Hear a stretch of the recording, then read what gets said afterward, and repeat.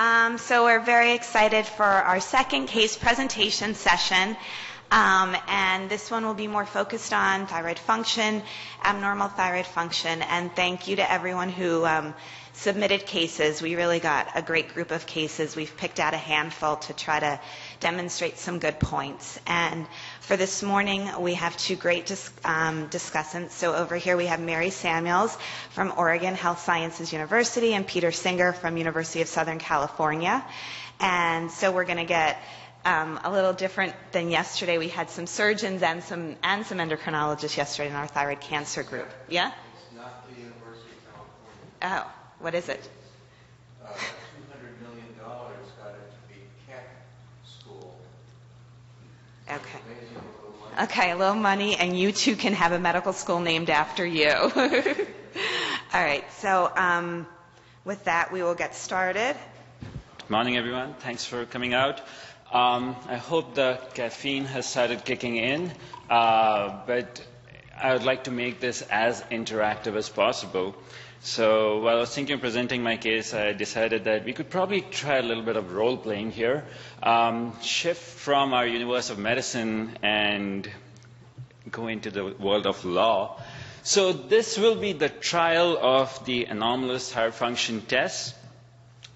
The courtroom is this very hotel, the Hilton, Quebec. And the accused are TSH, free T4, total T3, and all other tests which contain the word thyroid. Representing the defendants is yours truly. The jury, that's actually a mirror because I really didn't have pictures of everyone here, but you are the jury. And the judges for this trial are Dr. Singer and Dr. Samuels. And the crime scene is Harbor UCLA Medical Center. So without much further ado, this is how the case unfolded. Our victim is a 33-year-old female of Korean descent with no significant past medical history. Her initial presentation to the ER was in 2007 with a goiter and palpitations. The palpitations were on and off for a couple of months, progressively worsening. She wasn't really sure of how long she had the goiter for. Review of system was otherwise completely negative. She was on no medications, no over-the-counter stuff, no fancy nutraceuticals, nothing at all. Social history unremarkable, and family history, there's no history of thyroid disease or any other autoimmune disorder in the family. On presentation, her physical exam was remarkable only for a goiter and tachycardia. No other notable findings. In particular, she had no ophthalmopathy or dermopathy. TSH was low, 0.01. T3, as you can see, was elevated at 744, and free T4 was more than 6. For some reason, when she first presented to the ER, the TSI was not checked, but just looking at her clinical presentation, she was presumptively diagnosed with Graves' disease and was discharged home on methimazole and propranolol with instructions to follow up with endocrinology. So we had done a thyroid scan uptake of methimazole, of course, and that showed a large thyroid gland with uniform uptake. 2-hour uptake 82%, 24-hour uptake was 81%. So bearing this in mind and the treatment options that were presented to her, she decided to opt for radioactive iodine. She received 29 millicuries of I-131 in May of 2007, about 2 months after her initial presentation. Subsequently, 4 months after that, in September 2007, it was noted her TSH crept up to 8.7, T3 was 52, and free T4 was 0.99. She was asymptomatic at this time, so the methimazole and propranolol was stopped, and she continued to remain asymptomatic thereafter. So this is just a timeline showing how the thyroid function test unfolded. This is the presentation, TSH, this is TSH on the y-axis, and then the various dates on the x-axis. Presentation, TSH 0.01. This right here is when she received the I-131. Thereafter, in September, it crept up to 8.7. This is when the methimazole was taken off. Then she was kind of seesawing all over the place, generally in the mid to high normal and sometimes mildly elevated TSH levels, all through until 2010. However, when you compare it to the T3 levels, this again is where she received her radioactive iodine. The T3 levels throughout this course were in the mildly elevated to high normal range, mostly in the mildly elevated range. Also, when you see the free T4 levels, right here is when she received the radioactive iodine. This is where the methimazole was stopped. And then you see that the free T4 was throughout consistently elevated. So this is how all three match up. TSH right here in the mid to high normal range, T3 and free T4 in the elevated range.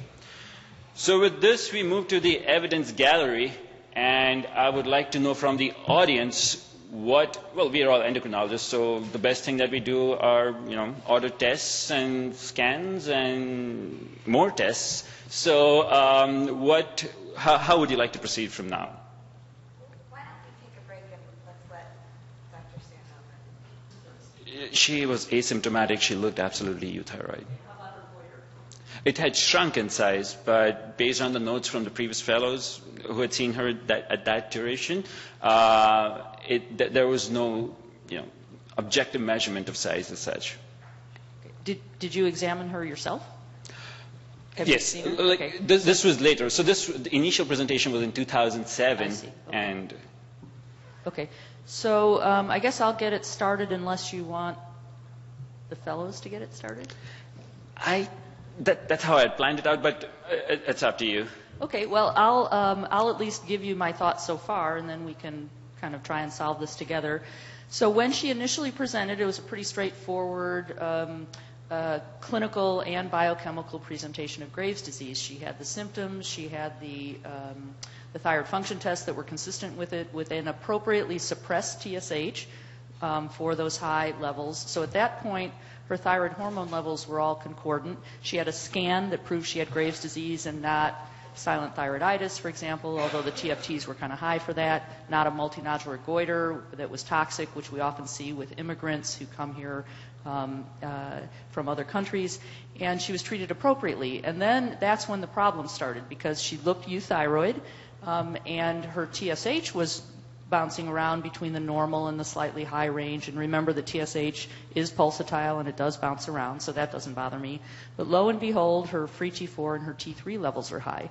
So the crux of the problem is that the free T4 and the T3 levels are discordant with the TSH. Which one is right?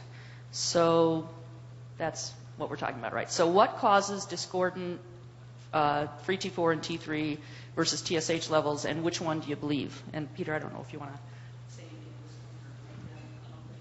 anything. I don't know what's wrong, so this is really a stupid case. I can't figure it out. Well, I'd like a deposition first. Sure.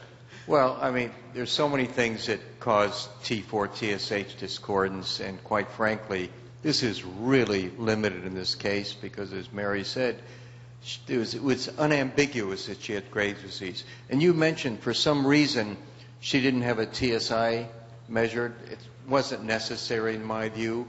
I wouldn't have done it because, again, it was unambiguously Graves' disease. Before we get to the discordance, which I'm trying to figure out here, which I'm stalling about, she received a pretty hefty dose of radioactive iodine, 30 millicuries about, with 80% uptake. So she got 24 millicuries into that gland.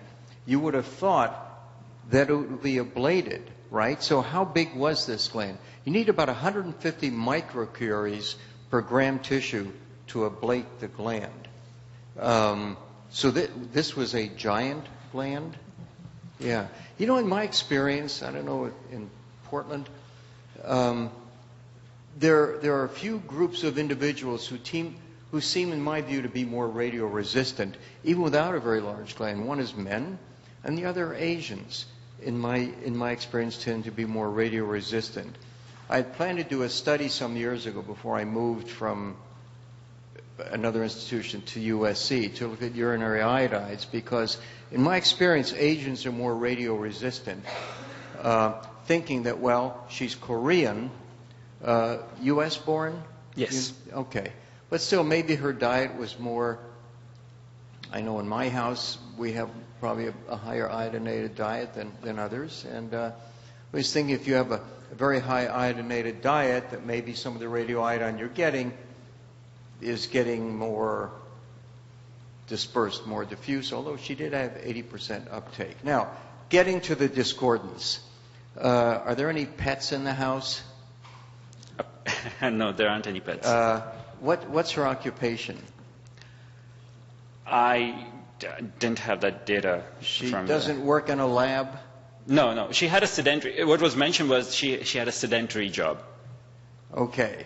What I'm getting at with someone who's got a high T4, a TSH which doesn't make any sense, is could she have heterophilic antibodies to TSH? And you'll see this sometimes with individuals who work in laboratories, for example, where there are mice or so forth, but it doesn't appear to be so. She didn't have any discordance to start with. She has discordance now. I'm going to pass the microphone off to Mary, who has some other ideas. So in cases like this, I kind of break it down to, do I believe the TSH, or do I believe the free T4 and or the T3? And in general, with a few exceptions, like the one that Dr. Singer just mentioned with the heterophile antibodies, the TSH assay is frankly more reliable and less subject to all those quirky, weird things that can happen to immunoassays. And so I tend to believe the TSH as being accurate as kind of a default option, and I start to look at the free T4 and the T3. There is a differential diagnosis for this. Does anybody want to come up with some ideas? What happens when you have a non-suppressed TSH and a high T4 and a high T3? What's the differential?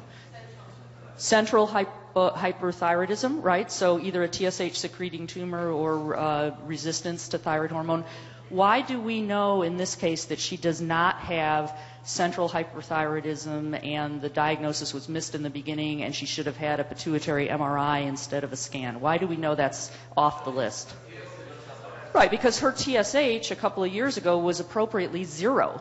And so at the time she presented with hyperthyroidism, her pituitary gland was responding normally. There wouldn't be any reason for her, well, I guess it would be possible, but highly unlikely for her on top of her Graves' disease to now, in the last couple of years, to have developed a TSH-secreting adenoma.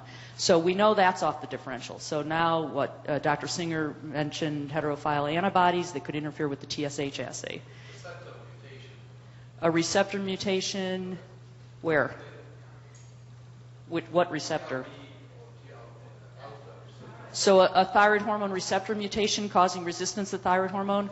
Okay, so that's a possibility. Again, that would be central hyperthyroidism. And again, we know that's not true because her TSH was appropriately suppressed to begin with. So that presents kind of like a pituitary tumor from the beginning with central hyperthyroidism. Okay, so those are off the list.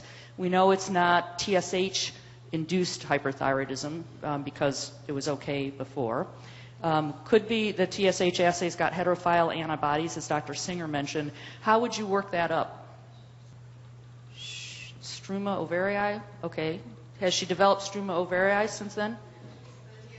The TSH should be suppressed, right? So that's another cause of hyperthyroidism. It's basically an ectopic thyroid gland, and her TSH should be low. Okay, so let's get back. How would you work up heterophile antibodies if you think it's the TSH that's the problem? You can send it to another lab. A lot of assays now flood the assay with excess antibodies so that you can get rid of that problem, so you can test it in other labs. Okay. So what else could be the problem? Maybe it's not the TSH. What if it's the free T4 and the T3? Antibodies? Okay. Right. So she could be making antibodies against thyroid hormones, right? Does that happen? Yes, it happens. And who does it happen in? It happens in people with autoimmune thyroid disease. Okay, and so how would you work up that?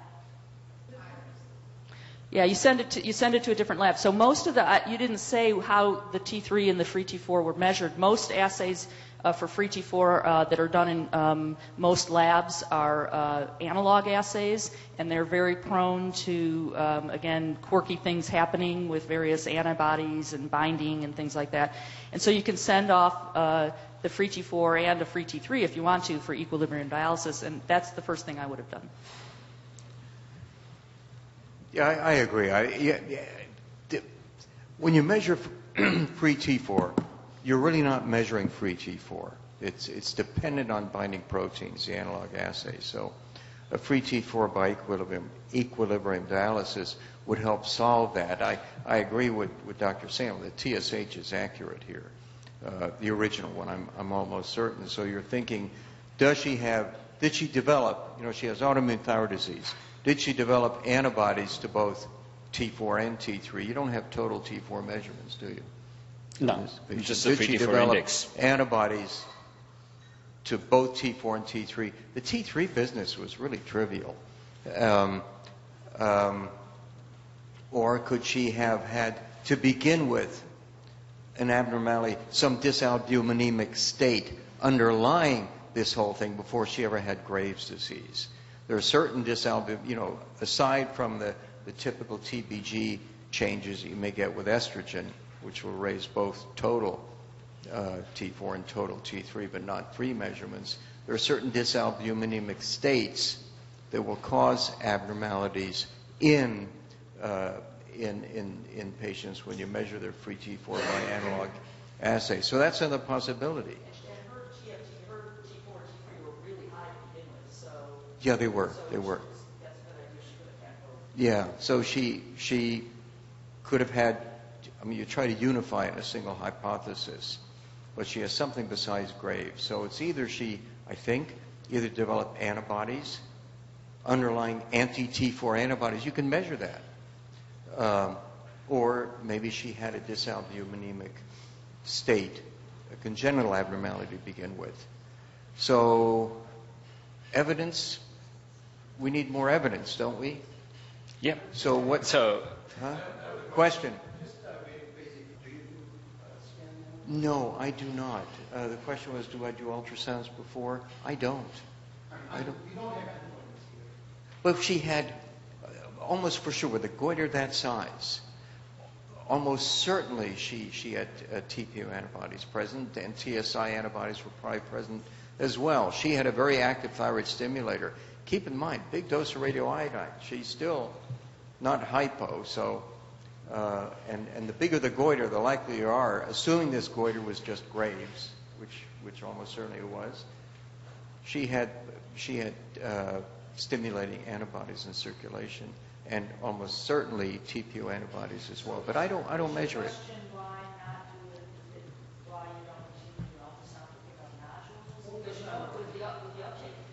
The uptake, she has Graves' disease with that 82% uptake. So is your question that why don't we routinely do an ultrasound as well as a scan in a gland that big? So what you would pick up nodules and that would then need to be biopsied is what you're thinking? Okay, so you can get nodules in Graves' disease, especially in a huge gland like that. I don't routinely get an ultrasound as well as a scan unless I feel something, understanding, of course, that with a gland that big you might miss things. I tend to, unless I feel something, I tend to wait until the gland shrinks with radioactive iodine, see if I can feel anything at that point. But I do know that there are other centers that do ultrasounds routinely. We don't do that just because it wouldn't change our practice at that point. Right. So the question is about iodine contamination and doing a 24-hour urine iodine before the radioactive iodine treatment. So, and Dr. Singer mentioned that being Korean, perhaps having a diet that's high in iodine, you would worry about a high iodine background load with decreased efficacy then of the iodine. And that can happen. It's mitigated a little bit in this case by the fact that her uptake on the diagnostic uptake was 82%. So if you had gotten kind of a falsely low uptake, you would, the uptake's 3 or 4%, then at that point I would do the urine iodine. I guess it's possible that the day she had the uptake, she hadn't eaten, or for a few days. Yeah, I know it's a good question, and Dr. Singer mentioned that it's. So she's either hyperthyroid now and the TSH is wrong, and she was really resistant to that 29 millicuries, or she's euthyroid now and the free T4 and the T3 are wrong, and she responded to the radioactive iodine, but she didn't get hypothyroid. So it is hard to explain why she didn't get hypothyroid with that 29 millicuries, unless her gland was so large that even that wasn't enough of a dose. But you're right, it's a bit of a conundrum right now. So all very good points, and it actually made my job very easy. So thinking about the lab interference, we did send the. There we go. So we do use analog assay in our lab, and we repeated the test. We repeat the thyroid function test through another lab, and we got pretty much the same results. TSH mid-normal range, T3 elevated. Total T4 elevated, as well as free T4 being elevated. So is this an equilibrium dialysis now, or still No. another analog assay? Another analog assay from a different lab. But that's a good point. So coming to the free T4 by equilibrium dialysis, which is exhibit B, it was concordant. Right here, with our lab measuring 2.51 and free T4 by equilibrium dialysis being 3.6. What was she clinically like? I'm sorry. Right now? What was she like clinically? She was euthyroid. I mean, euthyroid clinically. Mm-hmm. And this, I'm sorry, is exhibit C.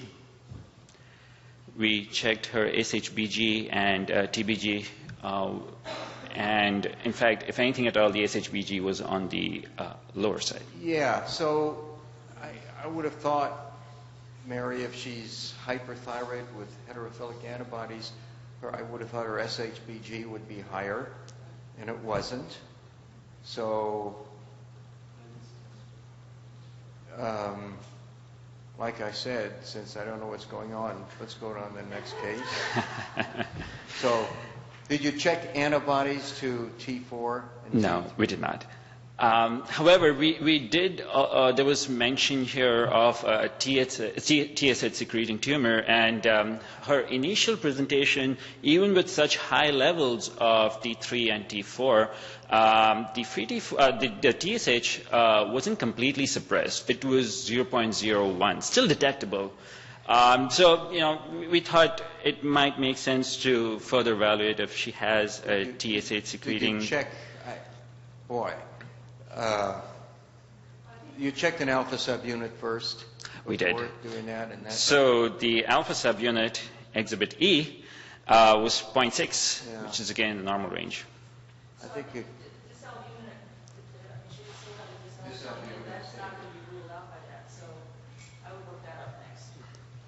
The albumin levels were normal.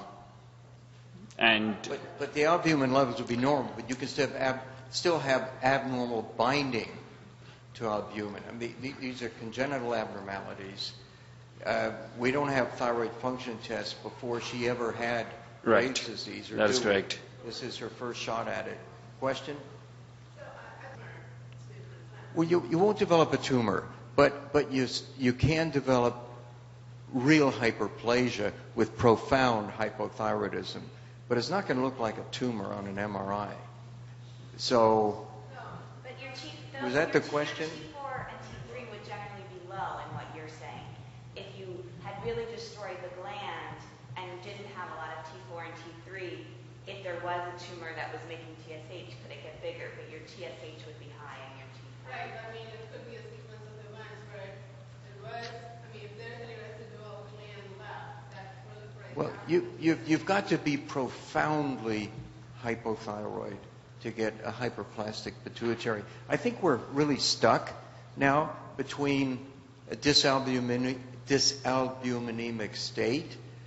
I don't think heterophilic antibodies are completely ruled out here. That was the imaginal diagnosis. Another possibility is the patient had a component of thyroid hormone resistance from beginning. So even though the thyroid hormone levels were very high, she didn't have over the hyperthyroid symptoms. Yeah, the question was, could she have had, I mean, we're looking at two things here, right? I mean, we know she had Graves, so your question is, could she have also had underlying resistance? Yeah, but she's a normal person now. People with thyroid hormone resistance tend to be a little bit amped up a bit, sometimes not completely clear. She appears to be a perfectly normal young woman. Right? And no family history. So, one of two things. Yes? I believe that the entity right there is pituitary resistance to the thyroid hormone versus. So they're questioning whether this could have been pituitary resistance to thyroid hormone. Again, that initial TSH of 0.01, it's hard to reconcile with that. I mean, that's so remember down as well, just to address your issue of the fact that the TSH wasn't completely suppressed, down at that level of TSH, there's a big assay CV. Okay, and 0.01 is basically undetectable in most assays. So I wouldn't put too much credence in the fact that it was 0.01 rather than less than 0.01. There's a pretty big assay variability there. So I'm still saying her initial TSH was suppressed appropriately. She's misusing Thyrogen and Synthroid. You know, actually, that could be. Okay. I don't know how she would get the Thyrogen, but that's a good. Okay. So I'd work her up for dysalbuminemic hyperthyroxanemia. Question, how about checking a TSH in a different assay? They did that, and it was the same, right? Mm-hmm. Okay. Mid-normal range. Yes. In 2007, was she an oral contraceptive or was she pregnant? No. But that wouldn't have changed anything. The fact is that she had Graves in 2007. That wouldn't change anything. So I forgot. She did have TSH measured in a different assay. So I think we're left with a dysalbuminemic state. So what happened? Well, just in an effort to... Or antibodies. She developed autoantibodies. To everything. T4 and T3. To everything. To both T4 and T3. I've never seen it, but I would have thought that if she developed autoantibodies to T3, it would have been higher. And the equilibrium dialysis should have been, of the free T4. Right. Okay. Well, in an effort to dot our I's and cross our T's... Show us the gel. Show us the what? The gel. The gel? No, go. I'm sorry. Well, for completion's sake, we did scan her head, and this is what we saw. An incidental pars intermedia cyst, which wasn't really, even with the post-gadolinium, it wasn't really enhancing. So anybody see a pituitary tumor? No, there's no pituitary tumor there. Okay. So we are now faced with the remainder of the differentials, ruling out everything else.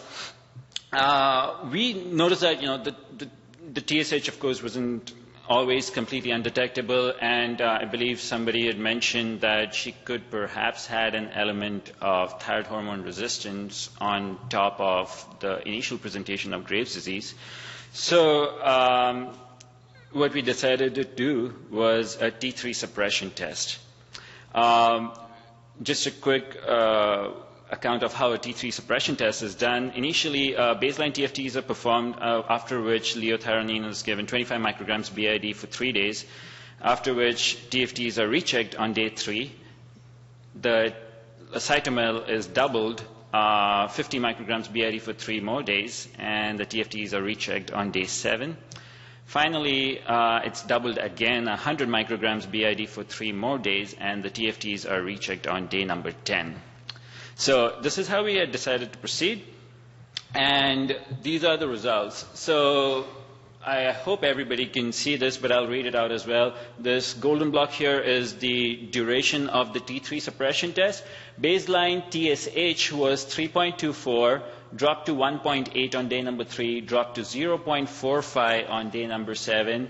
It was at the lowest point 0.13 on day number 10, and thereafter it went back up.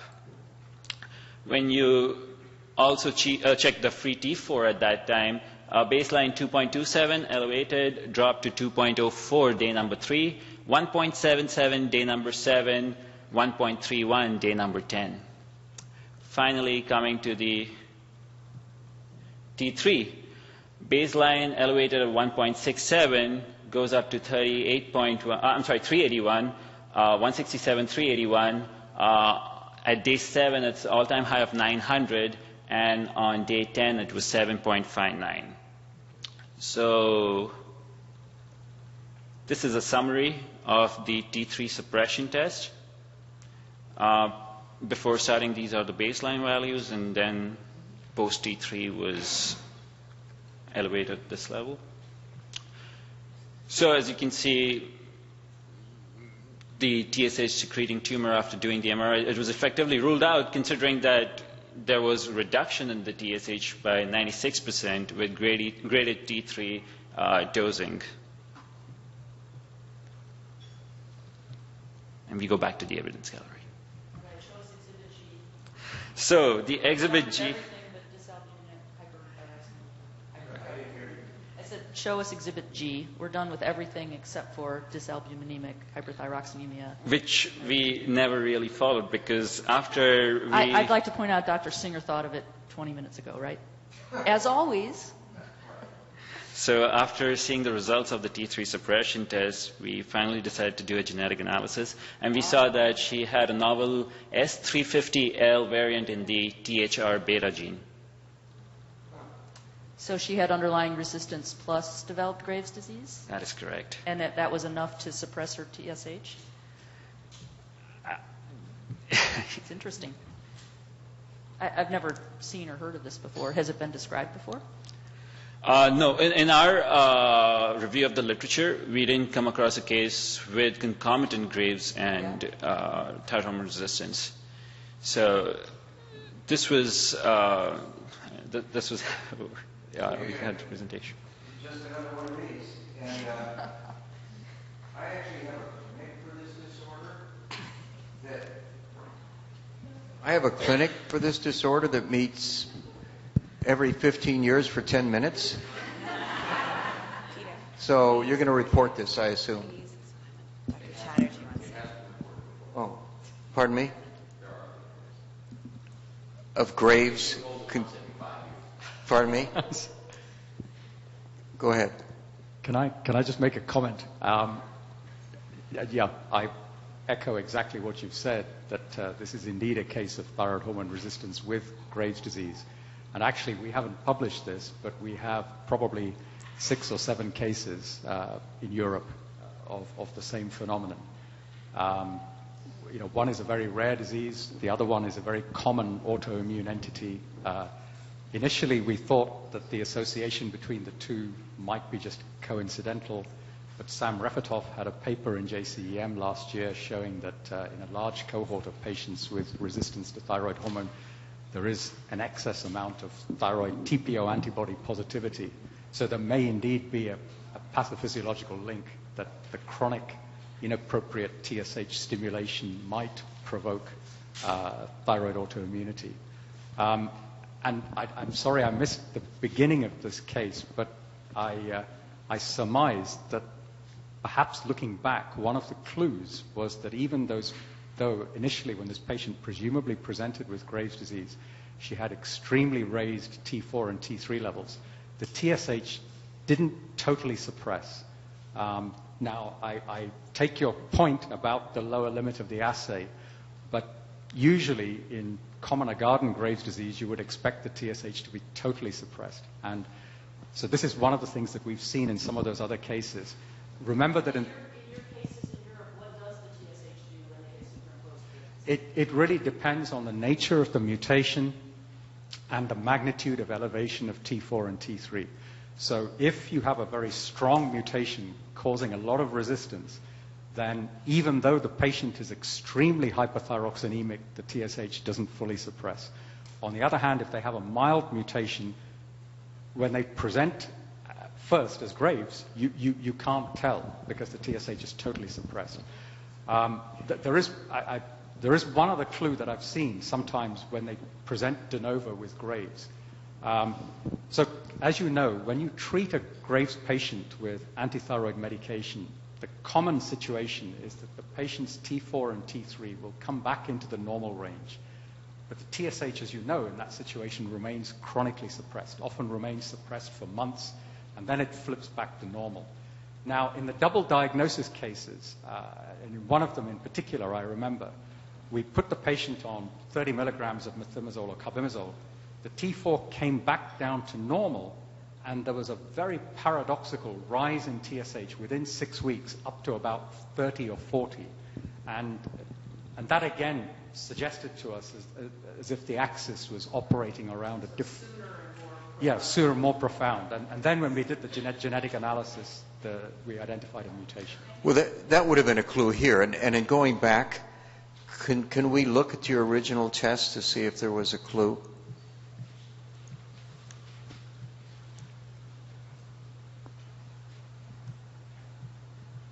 I'll just get to the slide where I have all three. Right.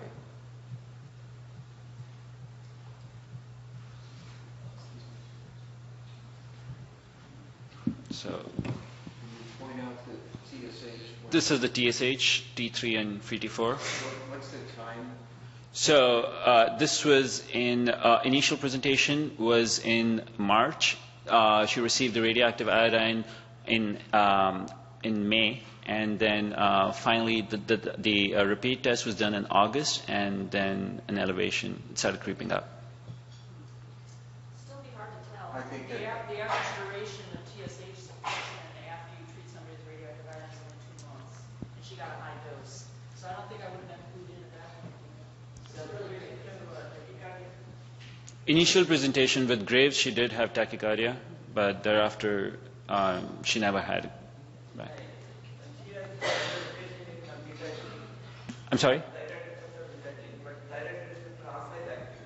So many patients with thyroid hormone resistance, generalized thyroid hormone resistance like this case, tend to have tachycardia, mixture of hypothyroid and hyperthyroid feature.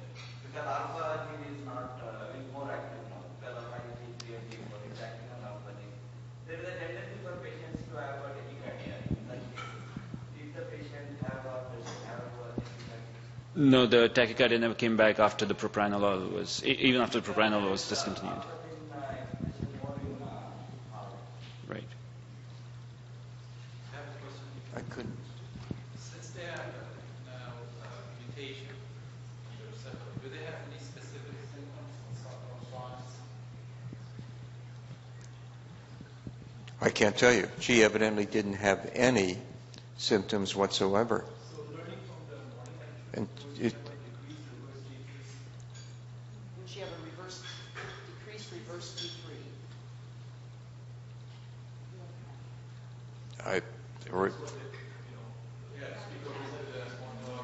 It would probably be high simply because she's got a high T3. We never checked So, it. but So. wouldn't check it. Thanks, that was a great Thank you. case. Thank you so much.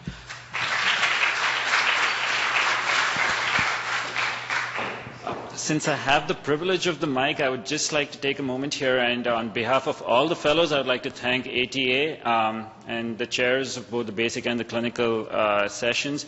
I really feel we've benefited a lot from the didactic sessions that we've had here, and if we can just please have a round of applause for the ATA and the chairs. Thank you so much.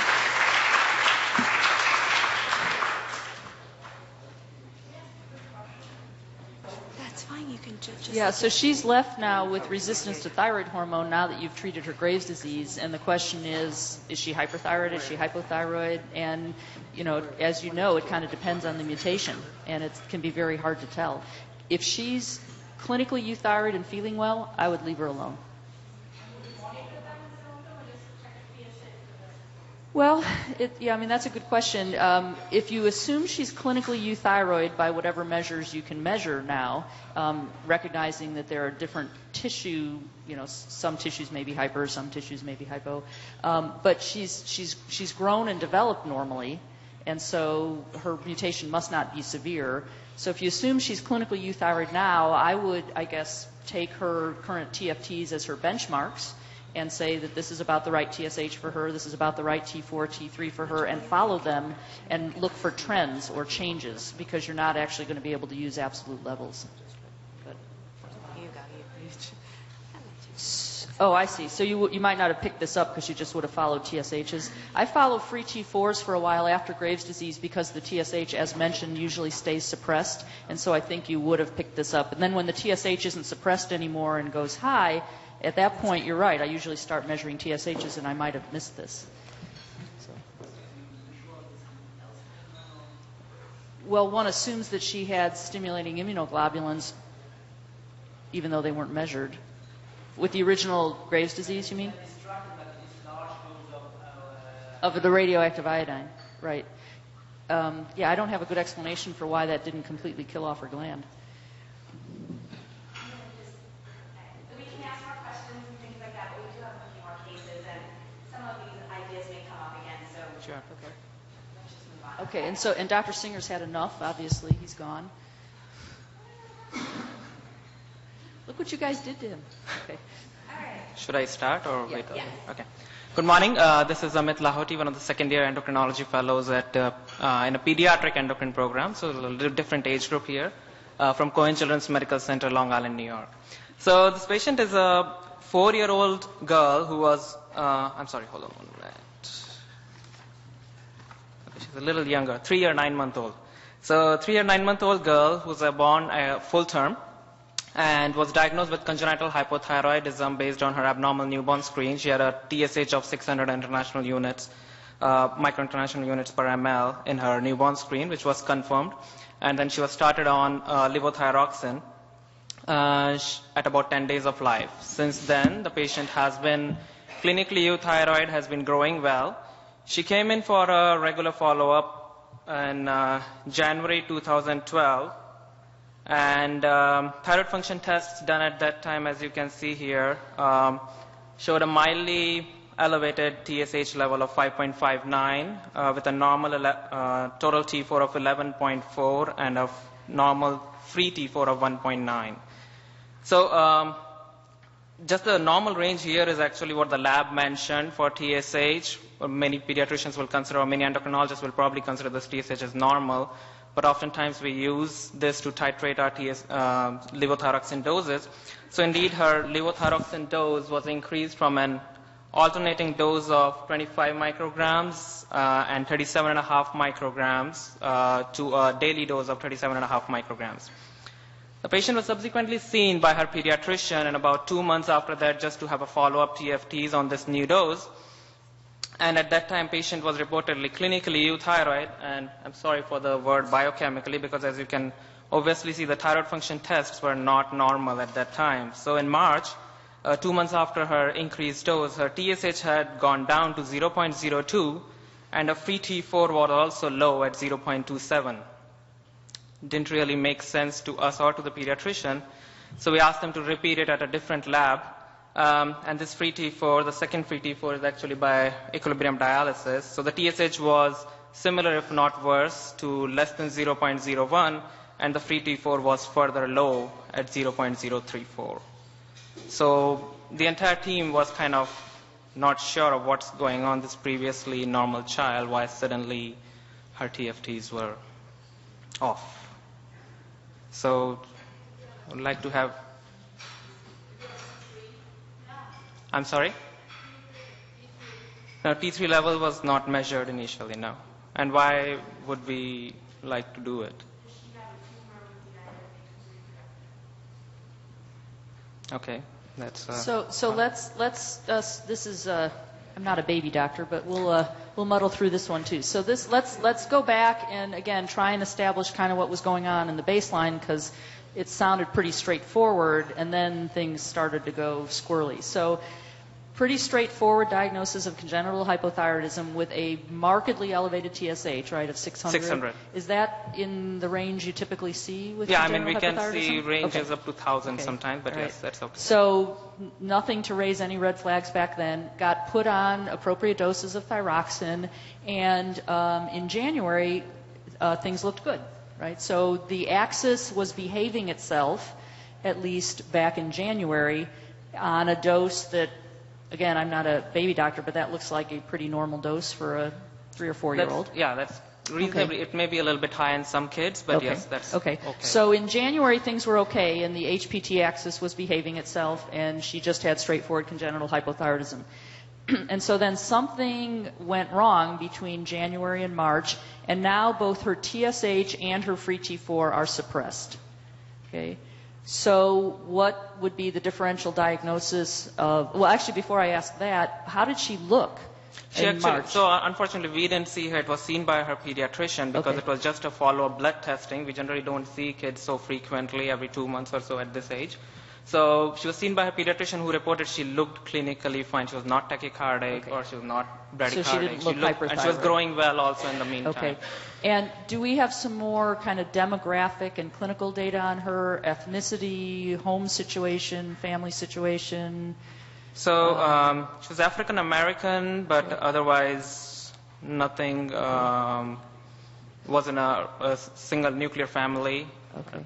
Nothing else And was remarkable. as far other substances at home, things No that other weren't prescribed exposures. We to her? asked mom if she was Okay. giving her a Okay. different diet or anything, different medication that she would have had access Okay. to. So why would a 4-year-old child all of a sudden have a low TSH and a low free T4 when 2 months ago things were okay? Okay. There's something suppressing that TSH, right? So what could be suppressing that TSH? Okay, so is the problem in the pituitary gland, and did she develop hypopituitarism between January and March, and she's got central hypothyroidism?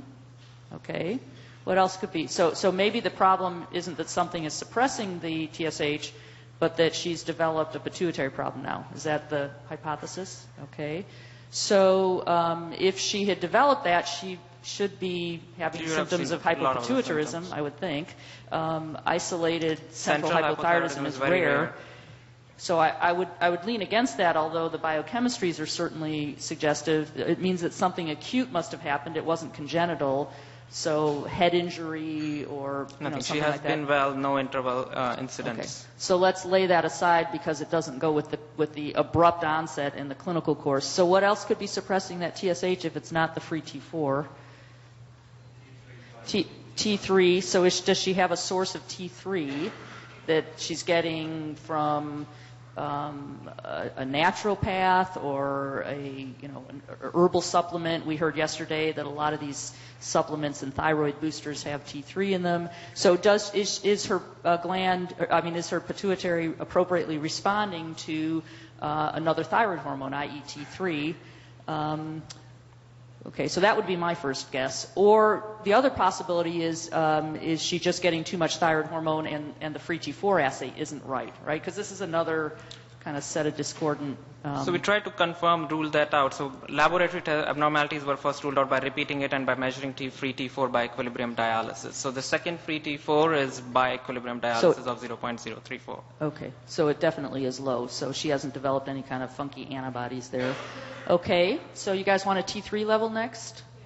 Right, I guess we want a T3 level next. So we want a T3 level, and I think that was exactly what we ordered, but the rationale and the reasoning behind that was a little bit different. So we did not think of a T3 secreting tumor in an otherwise healthy child who was otherwise growing well. What our concern was, this patient was somehow getting a source of T3 in either her diet or her medication. So we did measure total T3 and free T3. The values are not on the board, but her total T3 was more than 800 nanograms per ml, and her free T3 was 12 picograms per ml, both markedly elevated.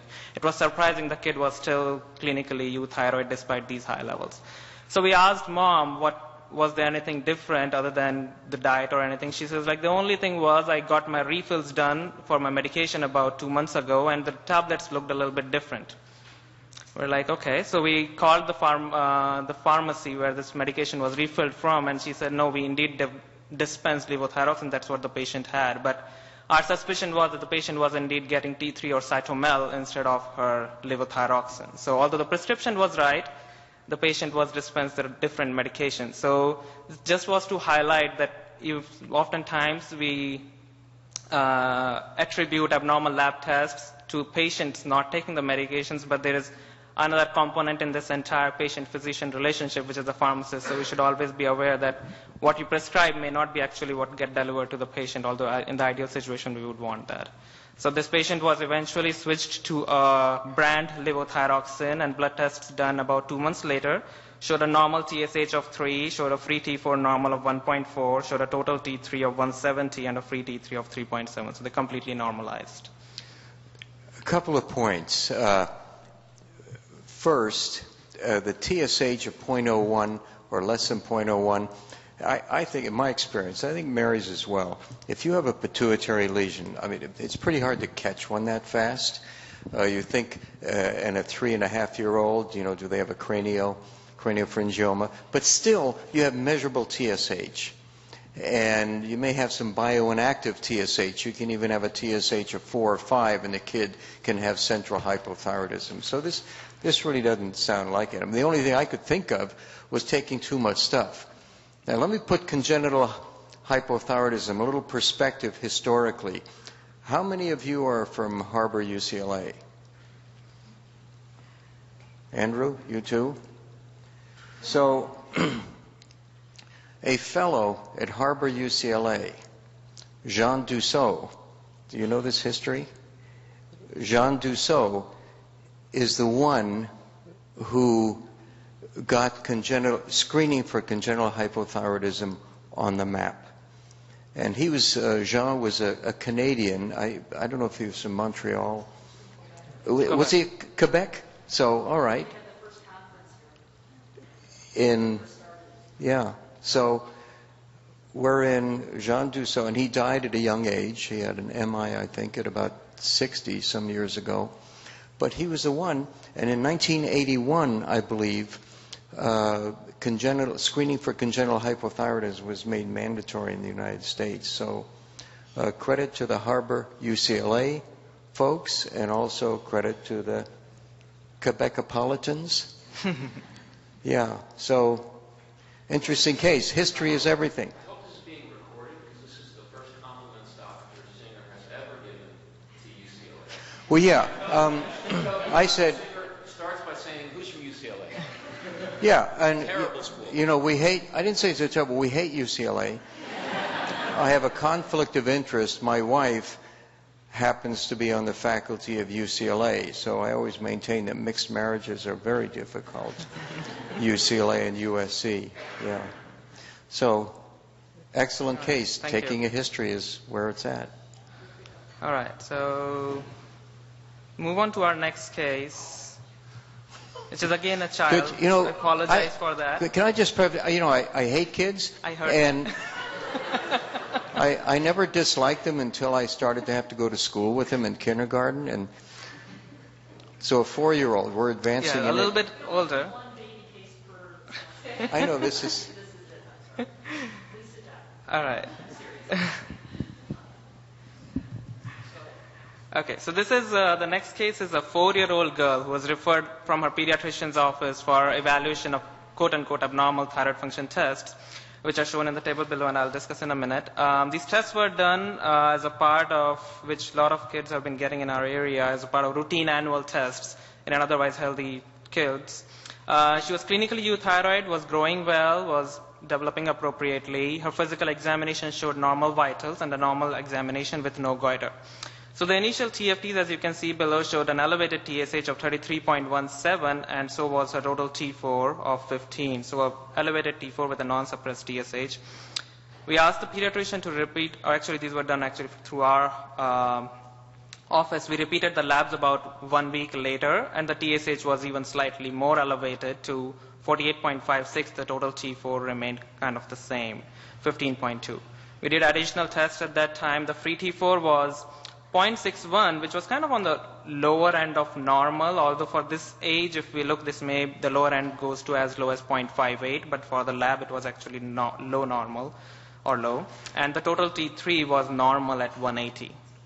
So that was the point when the patient came to us for the initial evaluation, and I would like everybody's opinions on it, and I think we've had some discussion already on this so far.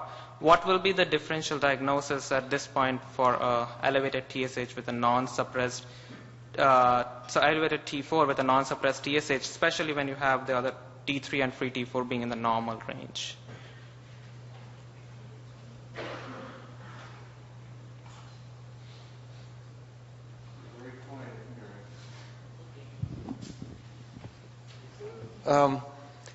So initially TSH was 33.17. How many hours after birth? This was 3 years, 9 months. Oh, 4 years. Yeah, this is not a baby. Oh, I'm sorry. They grow older. No, So how many hours are there in 4 years? No, I thought that was the birth thing. Sorry. Okay. Well, it looks like the responses are perfectly adequate to thyroid hormone, and when you look at a T4 that's elevated with a high TSH, and subsequently, no, wait a minute, initial, that's at 4 years, and that's 13 months after? Yeah, we're not going to we'll talk about the 12 and 13 months in a minute. I'm just asking, the patient initially came to us at 1 week. These were the labs when we had initially seen the 48 TSH and a total T4 of 15.2. Right. So when you start out with those, again, it's a high TSH and a high total T4, and so you have to kind of go through the differential, taking into account that the girl looks okay and has been growing fine, and so a lot of things become less likely. So high TSH, high total T4, either you believe both of those, and in which case the TSH is inappropriately elevated and driving that T4 to be high. Now, she doesn't look hyperthyroid, doesn't have a goiter, has been growing well, so that doesn't fit. But if those first two thyroid function tests are both accurate and indicate TSH-induced hyperthyroidism, then you go back to the differential we had before, which is a TSH-secreting tumor, which would be unusual in a 4-year-old girl, or resistance to thyroid hormone, which wouldn't be so unusual, and it's probably why they asked to get the genetic test. Right. But notice that that's a total T4. So the other possibility is that the total T4 does not accurately reflect the free T4, and so you want to look at a free T4, and lo and behold, surprisingly, that's normal when it gets measured. So then the differential diagnosis is, well, maybe she is really euthyroid with a normal free T4. I'm sorry, maybe that free T4 is really normal. She doesn't have resistance to thyroid hormone, and what she's got is juvenile onset primary hypothyroidism. And it's really just the TSH elevation. So that now you add that into the differential. So I guess those would be my first thoughts when we first see her and we get the free T4 levels. And note that the T3 level is normal, although it's high normal. So again, starting to think more against resistance to thyroid hormone because her free T4 and her total T3 are normal. On the other hand, her TSH is pretty high. So I'm confused. And then does it come down, does her TSH come down spontaneously at 12 months? Is that... Yeah, what happened between 1 week and 12 months? Okay, so if you ask me, let me just tell you that. So, so that would be my differential. Anybody has any other ideas about, like, our major, like, one of the other confusions at this point was, so you're saying the total T4 does not truly represent her thyroid hormone status?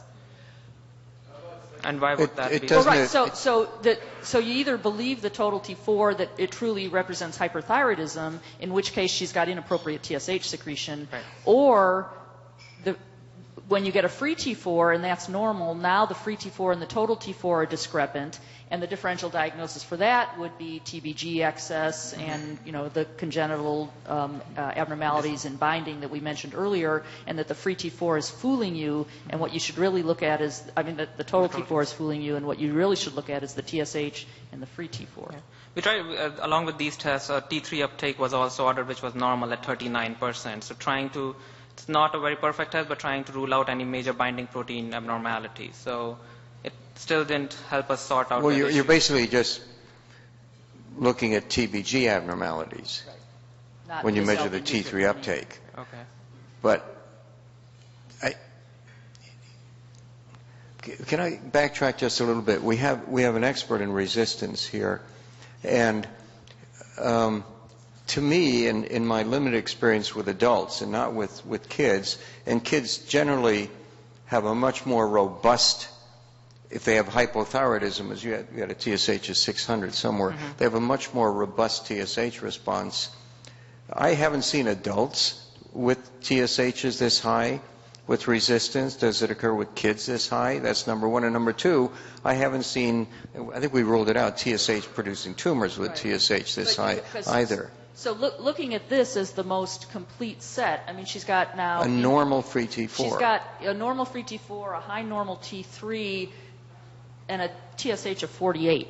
So, and that's high for subclinical hypothyroidism as well, at least in an adult. Right. So I guess I would still worry primarily about resistance. Okay. So that was the reason that we did ask the family to get a genetic test and ask them to get alpha subunit measured.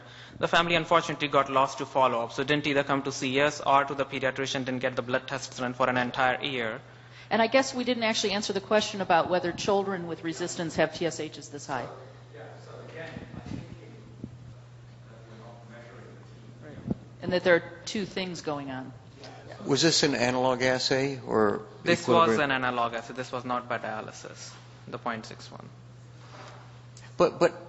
But the deal is that she's corrected now.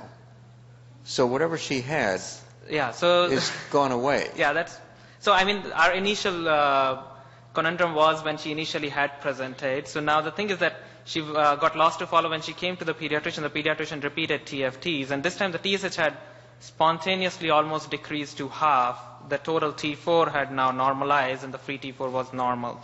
What was actually also measured at this time was antibodies, and she was positive for both anti-TPO and anti-thyroglobulin antibodies with a titer of 44 and 421 respectively. So at this time it was more straightforward and easy to say that yes, she has autoimmune Hashimoto's thyroiditis. She indeed actually had a goiter as well at this time. So she was started on treatment, and the subsequent labs were she had an improved TSH being on levothyroxine replacement. But the question I think what I initially had was what was it that had resolved now? Thyroid hormone resistance should not go away like that. And although it's like to talk about it, it's kind of probably a moot point because it's whatever had was gone away. But I was just wondering if it had not gone away, I do not know where it would have gone with it. So are you concluding she only had autoimmune thyroid disease? So now that's what it looks like. There's nothing else which these lab tests, the newer lab tests, don't look concerning for anything else. She has you can say a subclinical hypothyroidism at 12 months because her total T4 was normal, her TSH was elevated, and she had positive antibodies, and she had a goiter. Okay, between initial and 1 week. The initial, that's 4 years old, right? Yes. When was she begun on treatment? She was begun on treatment at 12 months when she came back after being 12 lost months, to not follow-up. yeah. Well, if she's got autoimmune thyroid disease, I would also wonder whether she's producing antibodies to any T4. of those thyroid hormone levels. Which that would total T3 of 108, you preserve T3 levels with early hypothyroidism, even as free T4 levels drop. The T3 is the last to drop, but 180, I guess she must have a binding globulin issue as well because her total T4 is high. So her free T3 is probably not as high as that total T3 would indicate. Well, total T3 at this age is actually normal of 180. Right, but it's high normal. See, this is up to 200.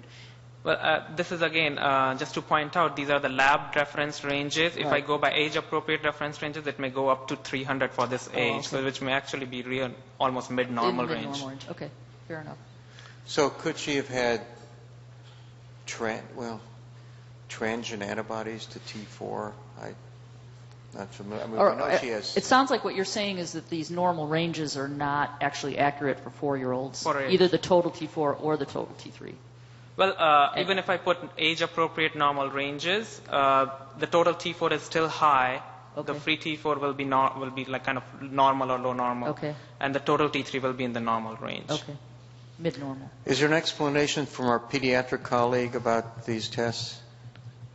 So, is this really consistent with pure autoimmune hypothyroidism in a child? Do you have any cases of anyone over 18, by the way? I told you we only do one. These are hard. They were easier last year. Thank you very much. Thank you. We had a question. How do you explain the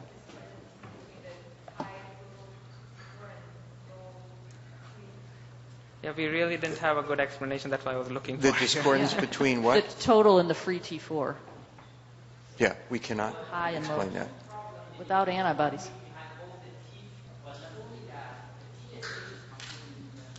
Right. So, Right. but the only if that was measured by equilibrium dialysis, We would have you could more. explain the T4, which would, as Dr. Samuel said, maybe she had a TBG abnormality, but it wouldn't go away. I mean, at that time, you could explain it by that. And that was measured by dialysis, right? So, No, the free T4 No. is not that reliable. Oh, That's it why I was said, not because it's by an that. analog assay. analog. Oh, But again, like whatever it was, it disappeared for some reason. Well, good for us, we could finally treat her with something, but I don't know what she had. fine. So, we're not looking too good right here. We're going to move on to the next So- case. Thank Can we you. do a That was grown-up? great. Thank you.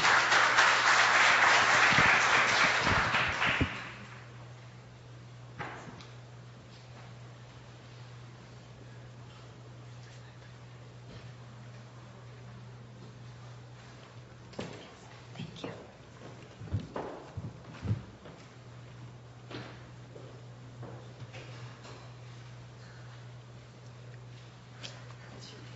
Oh, no, it's Switch the orders a little bit. not. Okay. Are you Dr. Is this your case? We switched the order a little bit, so I'm going to be next. Okay. Sorry, Dr. Jane from UCL. Is this the name right here? Sorry. We switched the order a little bit, so.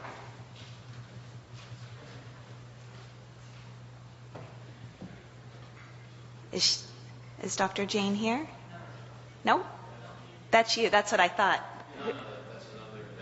The name is wrong on here. I don't know whose case. I don't. It's his case? No, it's not. Oh. This is Jane from USC. Are you here? Oh. Sorry.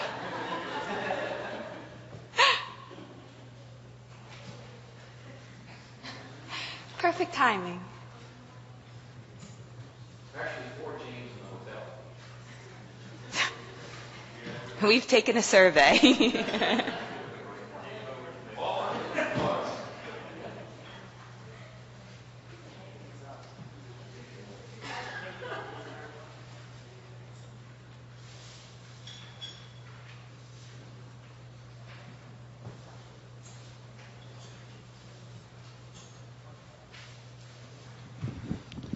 Okay, Anjali is one of our fellows. You better not screw me up here. Huh? Don't tell me your problems. Tell them your problems. So, in full disclosure, Full disclosure? does Dr. Singer know about this case? No. He hasn't seen it. Morning, everybody. My name's Anjali Jain. I'm from USC Medical Center. My patient is a 60-year-old woman. She has a past medical history of Graves' disease. She received a radioactive iodine ablation in January of 2011. She had subsequent clinical and biochemical hypothyroidism, and she's being treated with levothyroxine. She's very compliant with appointments and medications and comes in for routine follow-up visits. We have monitored her free T4 and TSH at each visit, and we have not been able yet to achieve a euthyroid state in her biochemically. As such, we've been increasing her levothyroxine dose, and she's developed some sweating at night and tremors. She denies any other symptoms of hyper or hypothyroidism. She also has an extensive cardiac history. She's got tissue mitral valve replacement just recently in June of this year. She's got mitral stenosis. She has AFib with a history of a left atrial thrombus treated with Coumadin. She's got a permanent pacemaker, and she's got symptomatic tachybrady syndrome. And she had a pacemaker placed approximately 3 years ago. I'm just going to drop down to some of her medications. After her radioactive iodine ablation, she was started, and she developed hypothyroidism with an elevated TSH. She was started on levothyroxine at 50 micrograms and subsequently increased to 75 micrograms and then 100 micrograms at approximately 3-month intervals. She's also on medications such as Oscal, atenolol, hydrochlorothiazide, Lasix, potassium chloride, Coumadin, and digoxin. We see her at a current follow-up visit, and she's normotensive, pulses of 62, weight is around 52.6 kilograms. Exam is basically benign. She has no tremors on my exam. At home, she says that she's got some fine tremors. Otherwise, the rest of her exam is benign. She's no thyromegaly, no goiters or nodules, no proptosis, no exophthalmos.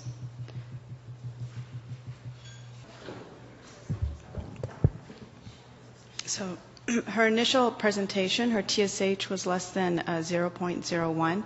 Free T4 was 3.31. That's when she was diagnosed with her Graves' disease. She was actually started on methimazole, and she achieved actually a clinical and biochemical hypothyroidism with a TSH of up to 78.7, free T4 of less than 0.44. So all those are on methimazole? Those are all on methimazole, correct. Afterwards, we backed off on our methimazole. Her TSH went to 1.88, free T4 to 1.71. Subsequently to that, she received her radioactive iodine ablation with 16 millicuries. We monitored her after her ablation, and free T4 immediately after was 1.42, TSH of 3.48. And approximately 4 months later, her TSH was then at 88.7, free T4 of 0.38. At that time, we started her on levothyroxine 50 micrograms. Once we started her on the levothyroxine, her TSH did come down to 24.6, free T4 within normal range of 1.09. Since her TSH wasn't normalized, we still started to increase her levothyroxine. Next dose was 75 micrograms, to which her TSH responded, up to around 10, anywhere between 6 to 8. And then her free T4 continued to climb as we increased her levothyroxine to 1.91, 1.93.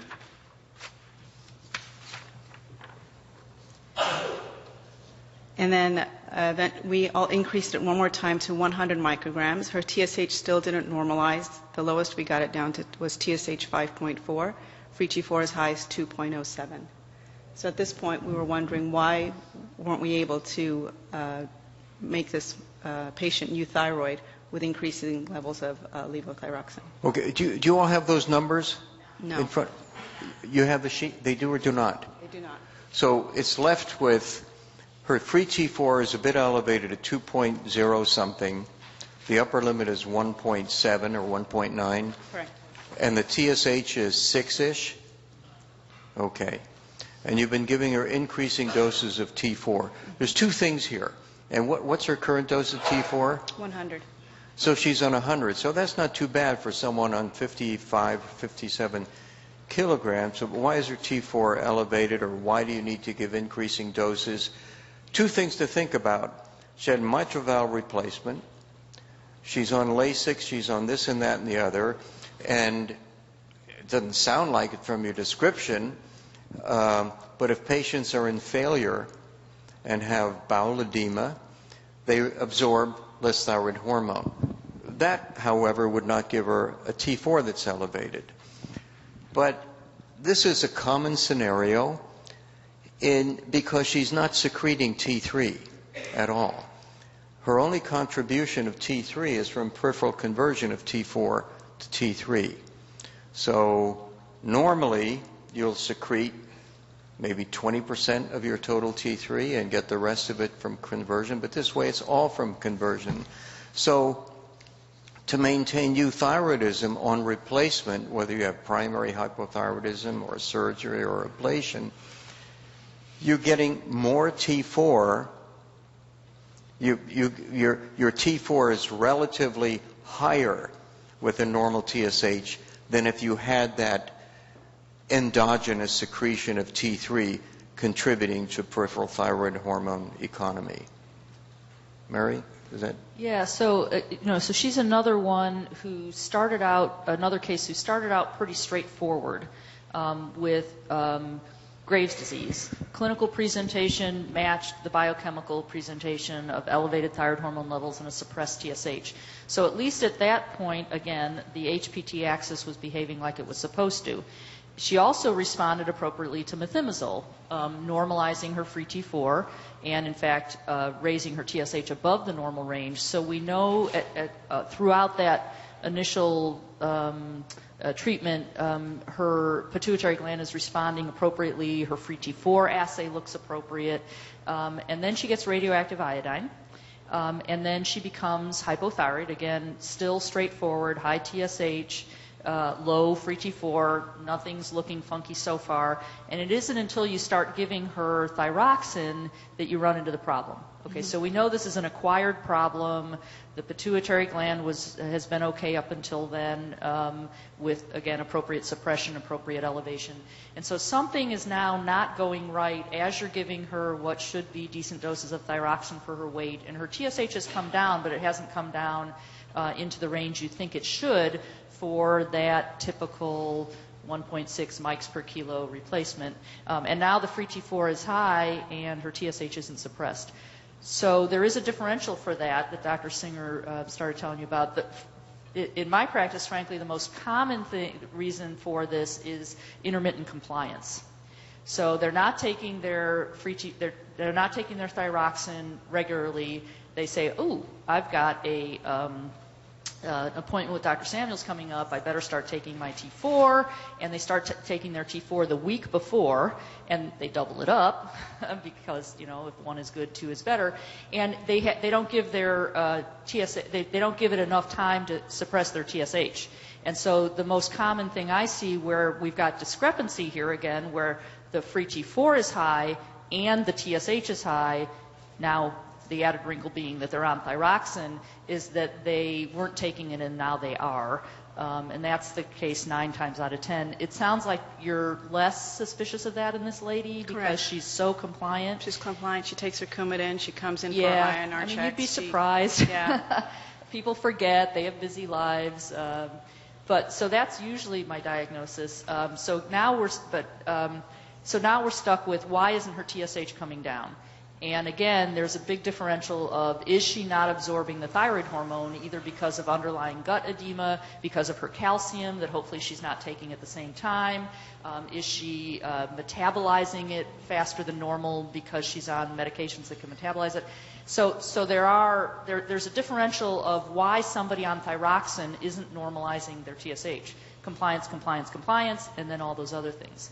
That, however, does not explain why her free T4 is high while the TSH isn't coming down. And that's where Dr. Singer's explanation starts to come in, because it is not that uncommon that you have to have a somewhat high free T4 to get the TSH down. We most commonly see that in our thyroid cancer patients, where to get the TSH below normal, you often have to raise the free T4 level above normal.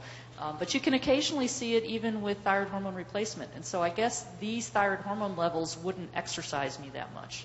I mean, that's kind of how I wouldn't go any farther than that.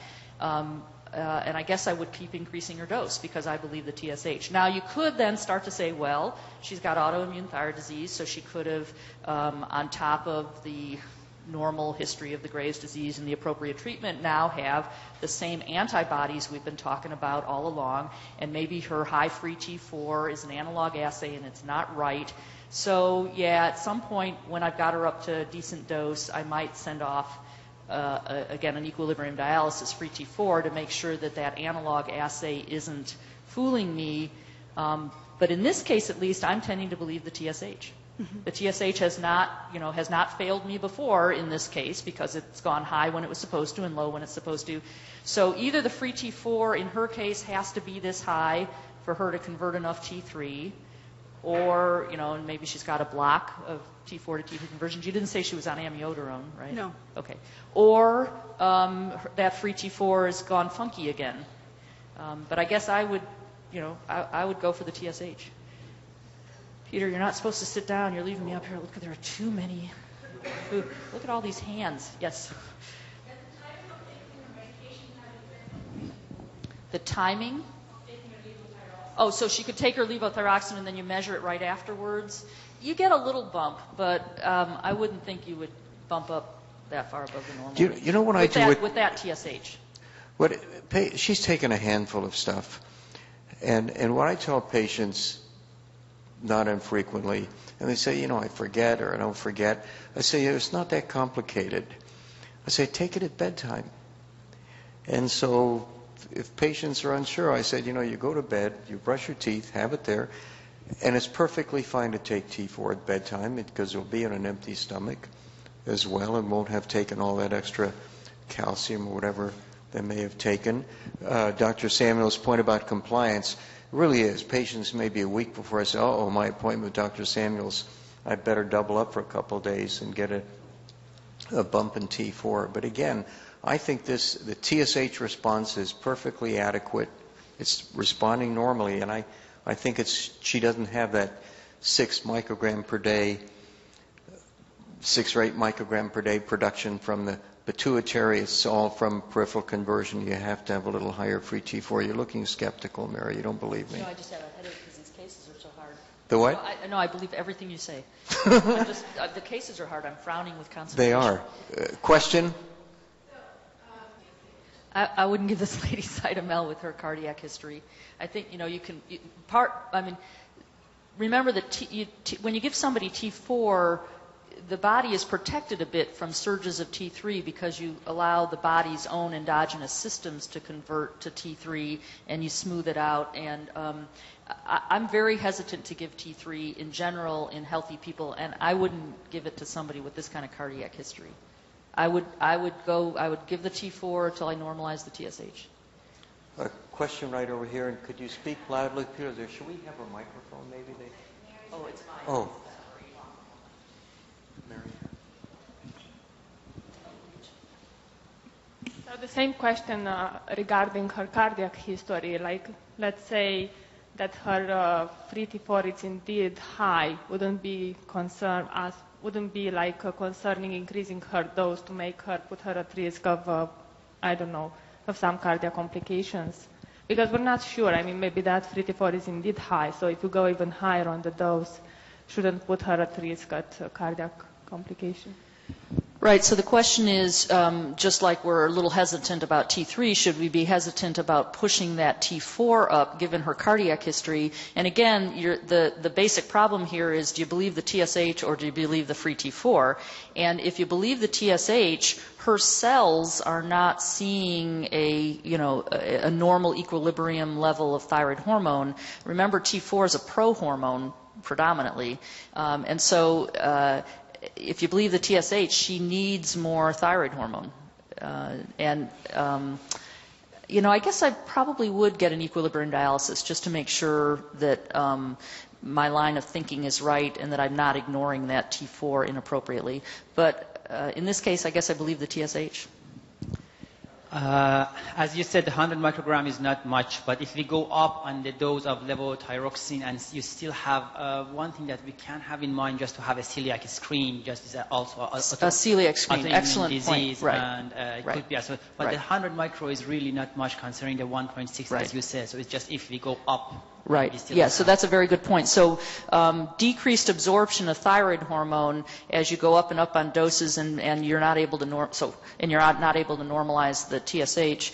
In that differential, in addition to compliance, is decreased absorption, and we tend to think of medications like the calcium she's on and so on. But celiac sprue, gluten-sensitive enteropathy in a patient already who has autoimmune thyroid disease is also an excellent point, and you probably should be screening regularly for that in the patients where you're escalating the dose and then not getting TSH normalization, because you pick it up not uncommonly. If a free T4. No, again, that's just in the case of escalating doses and not being able to, right, yeah, it's the free T4 here that isn't matching, right, aside from that. Just a question / comment. Firstly, if she's feeling fine and she's already got some mild symptoms of hyperthyroidism like tachycardia, tremor, and night sweats, do you really need to push the T4 up or the levothyroxine up for the purpose of getting the TSH down? Yeah. So the question is what should our target TSH really be in her? Do we really want do we really have to go for a TSH of 1 or 2? It's a good question. So the second question I'd just like to ask is there any cases of selective D2 deiodinase deficiencies, like the pituitary is not able to sort of see that T3? Yes, there have been described cases of type 2 deiodinase deficiencies. Yep. So I guess that could be a possibility. Did you measure a T3? We did. Okay, so a T3 level would be interesting, although the normal range is so broad in T3 that it's less helpful. And if you get a free T3, you would think that would be more helpful, but the assays are kind of squirrely. So if I were going to, I guess what I might get is a free T4 and a free T3 sent off to Quest Diagnostics, for example, for equilibrium dialysis in her. Your first question about, well, really, what should her target TSH be? Remember, we've had this big controversy kind of continuing to roll along in the thyroid field recently over what the normal TSH range in general should be, because the TSH distribution is not normally distributed in the population. It's skewed at the upper end so that if you normalized it to a Gaussian distribution, the upper normal range should be 2.5 to 3, and yet your laboratory assays are 4.5 to 5. And the initial explanation for that a few years ago was that there were a bunch of people with incipient or underlying autoimmune thyroid disease hiding in there, with the markers for that being anti-TPO antibodies, abnormal ultrasounds. And that is true. Actually, as you know from Carol Spencer's data, that part of the TSH curve is enriched in quote, healthy people in the population with anti-TPO antibodies. But when you take them out, the normal range does not still become a Gaussian curve. It goes down to about 3.5.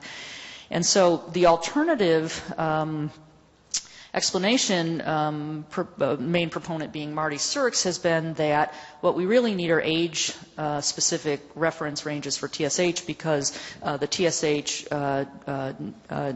level normally goes up with aging. And in fact, it's not that the curve is skewed, it's that there is a bell-shaped curve for each age, and that bell-shaped curve marches rightward as you get older. And so he's published that as well. And so finally, they took the NHANES data, which was the source of a lot of this controversy, and they, and that's the huge NHANES 3 data, something like 17,000 Americans. And they finally took it and they graphed it out by age and antibody status. And it turns out that both things are going on. So the TSH upper normal range is going up in people with positive antibodies, and it's also going up with age. Long-winded background to get at your question, which is what should our target TSH level be in a 60-year-old? And a 60-year-old isn't quite as old as when the levels really go up in the NHANES data. Those are 70 and 80-year-olds when it can be normal up to 7 or 8. But a level of 6 in a 60-year-old probably isn't that bad. It's not, and I don't think we have to, get her stone cold normal into the 1 to 2 range like you would for a 25-year-old, for example. So your point's a good one. A TSH of 6 may be pretty close already. I suggest that you read Dr. Samuel's articles on subclinical thyroid disease, and she has published on subclinical thyroid disease in patients in my age group, as I recall, Mary. That's not the pediatric age group, although it's second childhood. But yeah. Oh, okay. Question. I wonder if she has taken the calcium at the same time. No, of she's not. She knows exactly how and when to take all her medications. Also. Okay. One final point about this. Singer's law, and I'll bet it translates even to Samuel's law. In making changes, if you really don't know what you're doing, don't do it. And just wait and see if things are consistent, because you'll see little bumps all over the place sometimes. And sometimes you can do more damage by making changes every couple of months, I think. So now you're going to tell us she has resistance to thyroid hormone. No, she doesn't have resistance. Heretofore unrecognized, no. Did you find out what happened? We have a free T3 level on her. Her most recent one is low. It's low. Yeah, so more in line with, I believe, what Dr. Singer was saying, that I believe the T3 output from the thyroid. So she's not making enough T3. She's not making enough T3. Well, she could have a low T3 due to that Mutation, right? Which, by the way, there's an article written by a fellow named Paniker a couple of years ago in which it looked at a couple of mutations in the type 2 deiodinase enzyme when the T3s are a little bit lower, but that is really, really, really uncommon. And she also, and remember that T4 to T3 conversion is impaired with non-thyroidal illness and medications, and I don't know how acutely sick she is with all of her heart problems. She could have a touch of that, but that doesn't raise your TSH. If anything, that would suppress the TSH. So she's got suboptimal replacement and probably not making enough T3. Thank you.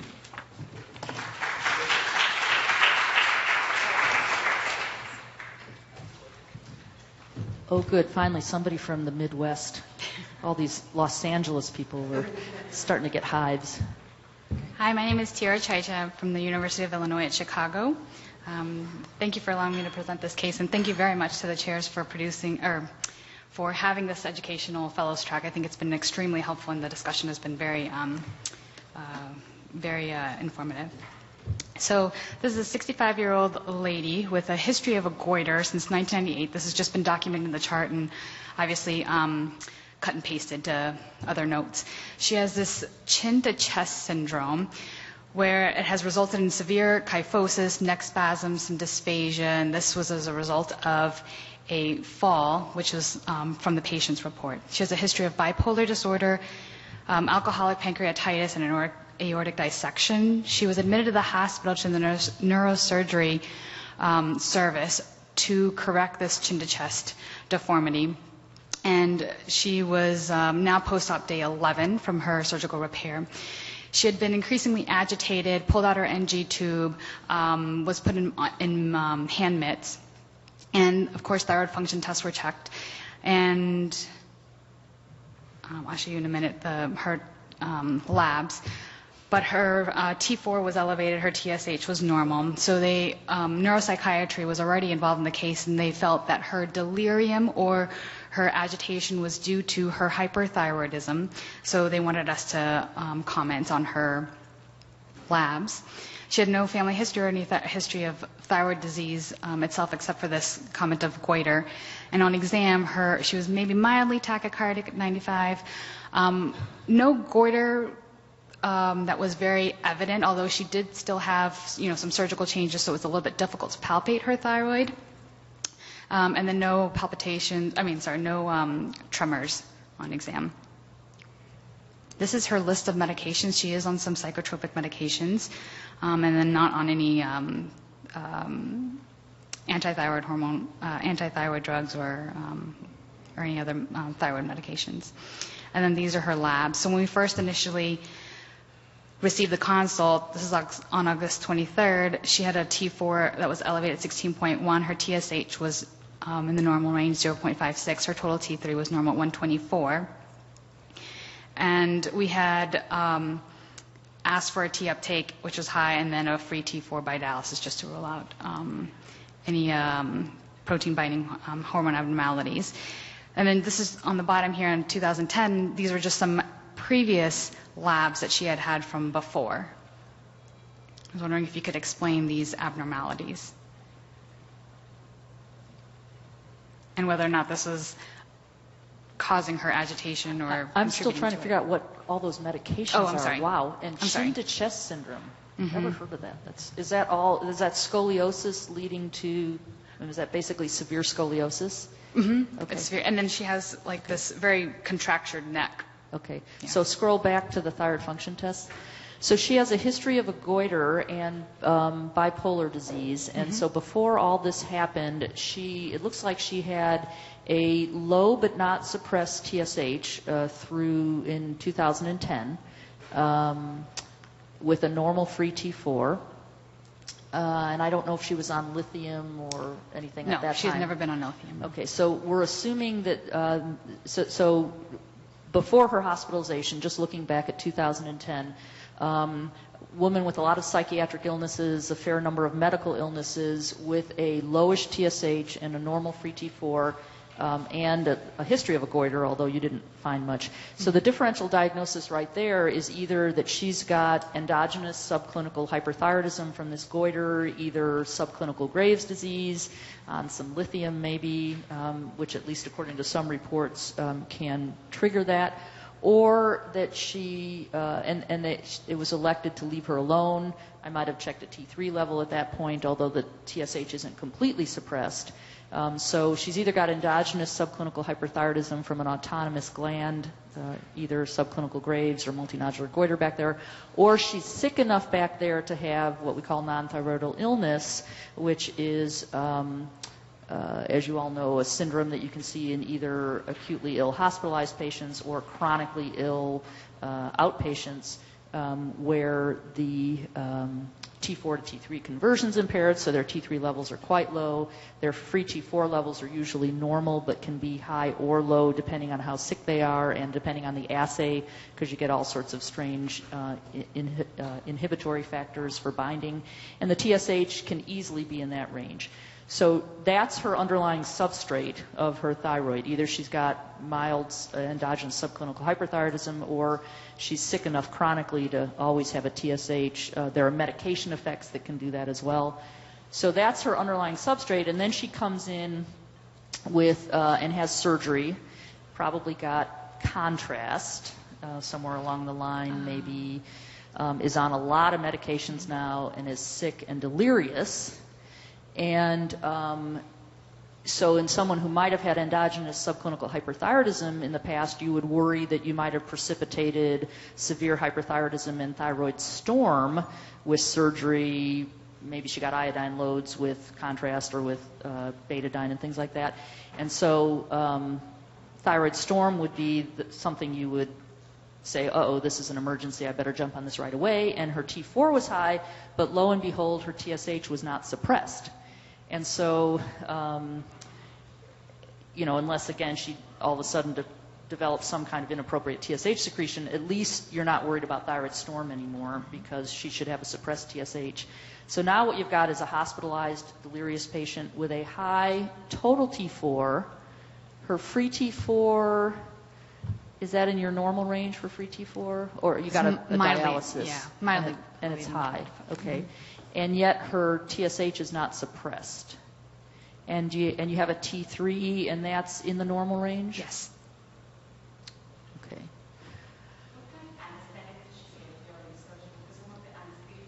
So, at this point, she's post-op day 11, so I don't know if the anesthesia would have lingered for that long. I'm not sure what kind of anesthesia she used. What kind of anesthesia she got? What kind of what? Anesthesia, general anesthesia. I think that matters. Go ahead. I was going to. No, go ahead. What are her liver function tests? Normal. Okay, no further questions. So. Well, so again, she's got discrepant thyroid function she's, tests, like so much we've been talking about. So her TSH is not suppressed. Her free T4 is high. Only she's an acutely ill, delirious, hospitalized patient. It doesn't sound to me like she's clinically hyperthyroid, despite the delirium. Correct, right. Unless her antipsychotic medications are causing her to be, Can we go back in the medication? Is anything? Yeah. I don't recall if anything kicks T4 off of TBG, Mary. Oops, excuse me. Yeah, if there's any inhibition. I'm not even familiar with half of it. Pardon me?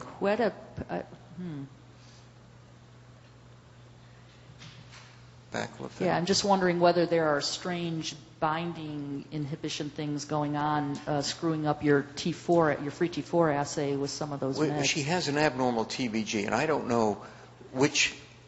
You said the T3 uptake is elevated, and it depends how one does it.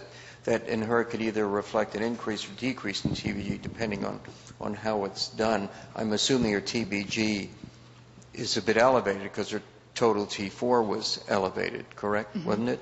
Mm-hmm. Her total T4 was elevated, so she's got a high TBG. That's why I asked about her liver. If she had just sudden discharge of TBG from her liver, she has a history of pancreatitis, but liver function tests are perfectly normal.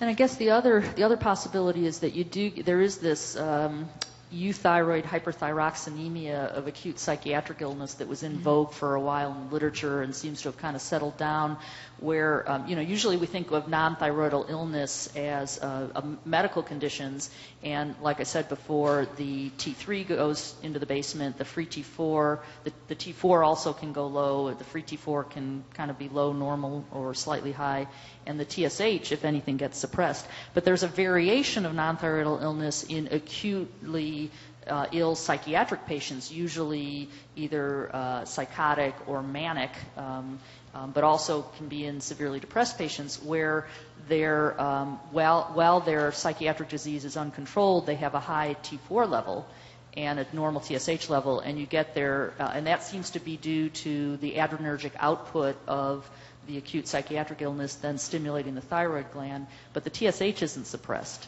And so I wonder whether this is a manifestation of that, and that the high T4 isn't causing the delirium, but the delirium and her psychiatric illness is causing the high T4. So again, I'm kind of a TSH advocate. When in doubt, I tend to believe the TSH, and also when in doubt, I try not to diagnose any thyroid disease in an acutely ill hospitalized patient because their thyroid function test can be so wacky.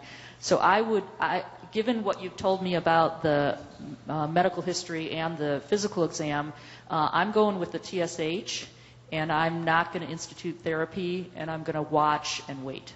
Yeah, in terms of the psychiatric thing, this was, as Dr. Samples mentioned, reported some years ago, especially with schizophrenics being admitted to the hospital. TSHs might be 2 or 3, and the T4 would be elevated. And again, and I won't repeat this out of this room, a study done at UCLA. Dr. Hirschman did a study some years ago in which, anyone here from UCLA? Oh, thank God. So, pardon me? Now they're not going to admit to it. Yeah. So, Dr. Hirschman, I believe, and you may know this, took baboons and injected catechol into animals and looked at their T4 levels and TSH levels as well to try to mimic the psychiatric business. Again, what Dr. Samuels mentioned, the adrenergic effect, and found that TSHs went up a bit along with the T4 levels. So maybe that's her deal. But was she acutely? Oh, she was delirious, wasn't she? Yes. So that I think Dr. Samuels is right. I think that's it, Mary. I'd treat her delirium and watch her TFS. Yeah. I think it may be the psychiatric illness that you mentioned. We thought along the same lines, and we were going to have her come back to the clinic to repeat her labs, but she hasn't come back yet. I think that's probably it, the psychiatric thing you mentioned. Whew. Thank you. Okay. Thank you, everybody. Thank you. All right. Thank you again to everyone who submitted their cases, and a special thank you to Dr. Samuels and Dr. Singer. I think we really gave them a workout today. So just a reminder, we will have lunch at 12:30, and then our last session is at 2:10 this afternoon, and that will be the last session of the Fellows track. Thanks again.